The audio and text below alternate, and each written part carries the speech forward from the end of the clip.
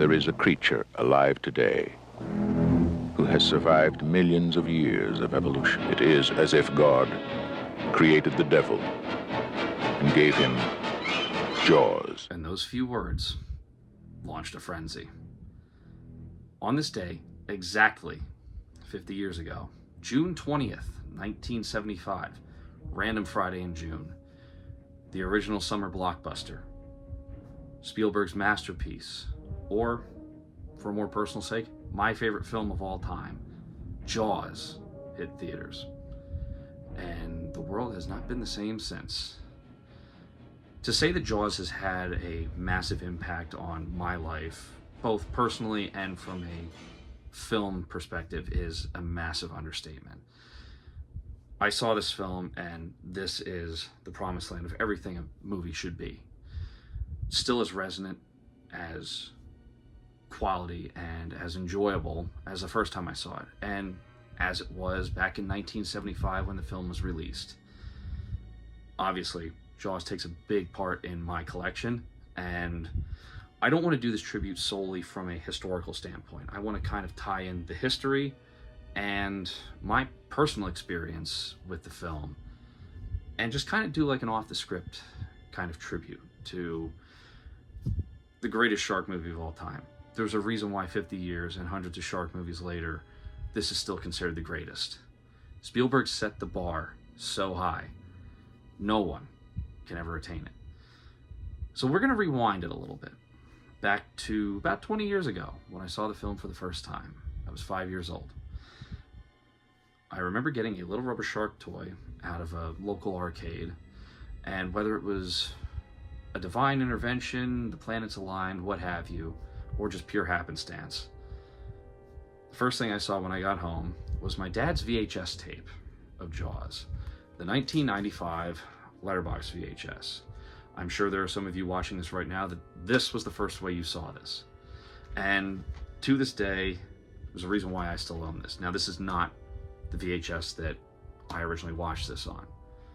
That VHS was unfortunately destroyed by our VCR years ago. Found this on eBay a couple of years ago, still sealed, brand new in the packaging. Not so much with the intent on watching it, but more so for the nostalgia, or like a simple memento of the first time I ever watched this movie. And needless to say, the rest was history. I always stand by the ideology of you only walk out of Jaws one of two ways: deathly afraid of the water, or madly obsessed with sharks. I lucked out that I fell into the latter category. This sparked a lifelong obsession with sharks for me, and I haven't looked back since. I've had many opportunities to go see this film in theaters, thankfully, and every time is just as enjoyable as the last. You can see behind me the amount of Jaws collectibles I have accrued over the last several years. And what really drives it home is not only to watch the film and the power that it still has, but then when you watch the documentaries, doesn't matter which one, In the Teeth of Jaws from BBC, the 1995 Laurent Bouzereau documentary, which was also on this VHS, The Shark is Still Working, which focuses more on the cultural impact, Jaws: The Inside Story, or, as we have seen in the new Steelbook, Jaws at 50. It's the history behind the film and the trials and tribulations that that cast and crew went through, seemingly against the odds at every turn, to come out with a film as groundbreaking, as intense, as perfect, and as long-lasting as Jaws is. Say what you will about the sequels. I have my own personal feelings, and I'm sure Jaws fans have their own personal feelings. We're here to talk about the one that started it all. Thankfully, Spielberg got a career out of it, because he's given us a lot of great films since. But for me, I always bring it back to Jaws.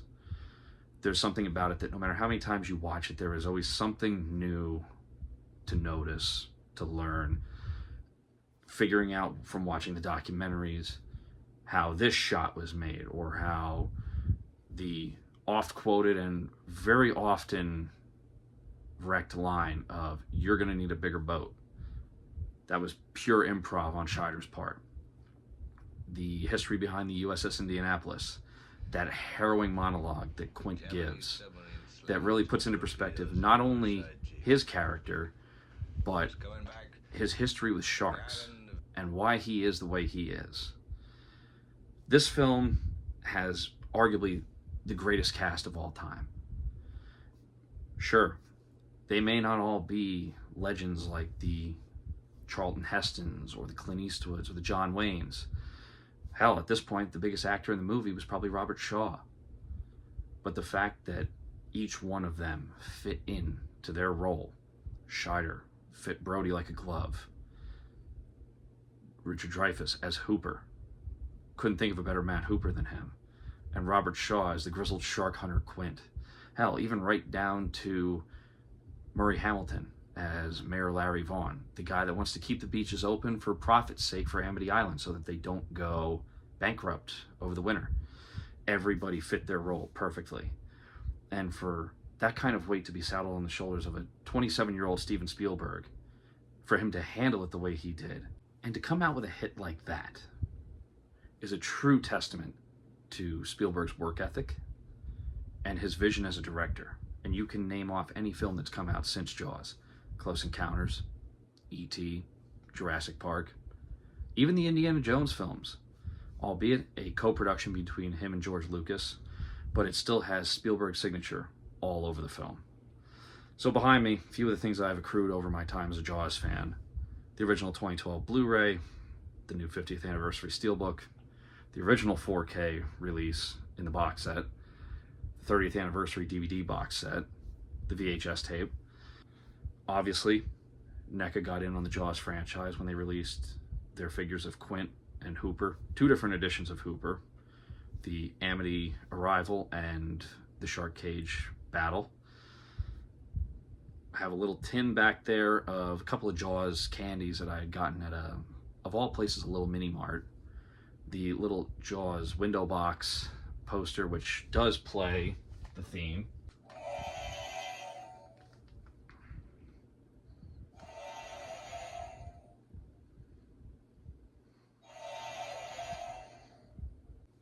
Behind me, the bobble model of Bruce.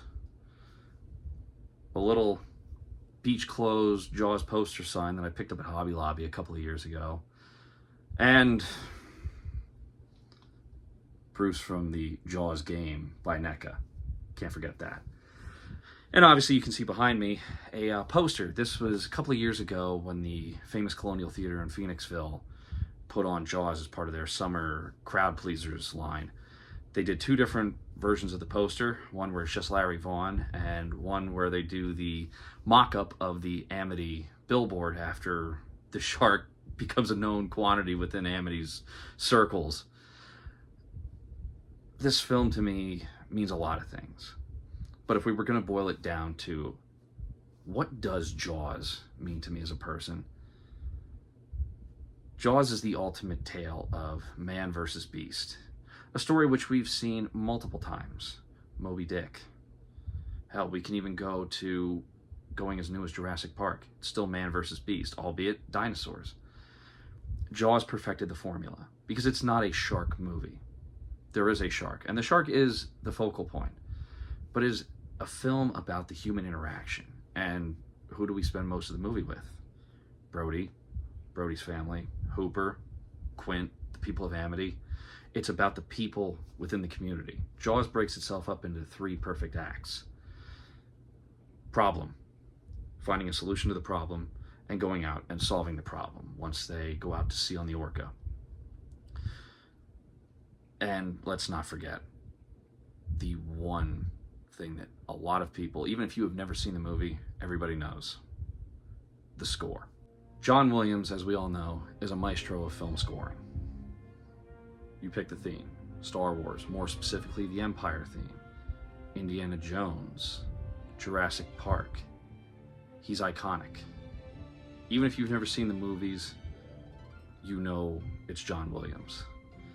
And Jaws, I think, perfectly proves that. A very simple theme. Iconic to those that have never even seen the film. Boom, boom, boom, boom, boom, boom, boom, boom, boom, boom, boom, boom, boom, boom. It's iconic.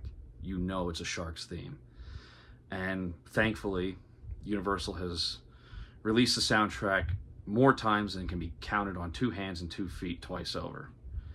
And I've been lucky enough not only to grab it on CD, but also on vinyl. And for me, speaking as a musician, the Jaws soundtrack in its entirety has definitely played a role in arrangements and motifs that I've used as a guitar player. You can't put a stamp on timeless, and Jaws is timeless. I think Steven Spielberg put it best.